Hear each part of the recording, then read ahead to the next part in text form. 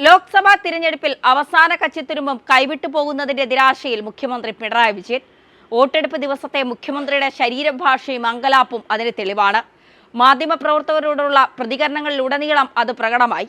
രാവിലെ തന്നെ CPM കേന്ദ്ര കമ്മിറ്റി അംഗവും LDF കൺവീനറുമായ EP ജയരാജനെ പരസ്യമായി കുറ്റപ്പെടുത്തിയതൊന്നും വെളിവോടെയല്ല.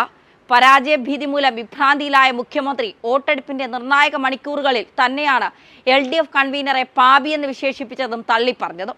കടുത്ത പിണറായിസ്റ്റുകളെ പോലും അത് ഞെട്ടിച്ചു കളഞ്ഞു, മാനസികമായി തകർത്തു. തിരഞ്ഞെടുപ്പ് കൈവിട്ടുപോയി എന്ന മാനസികാവസ്ഥയിൽ നിന്നല്ലാതെ ഇത്തരമൊരു പ്രതികരണം ഉണ്ടാകില്ല.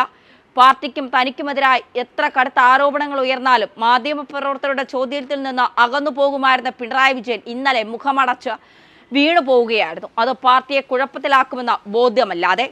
ഈ തിരഞ്ഞെടുപ്പ് സംസ്ഥാന ഭരണത്തിന്റെ വിലയിരുത്തലാകുമോ എന്ന ഒരു മാധ്യമപ്രവർത്തകന്റെ സാധാരണ ചോദ്യത്തിന് മുന്നിൽ പോലും പിണറായി നിലവിട്ടുപോയി.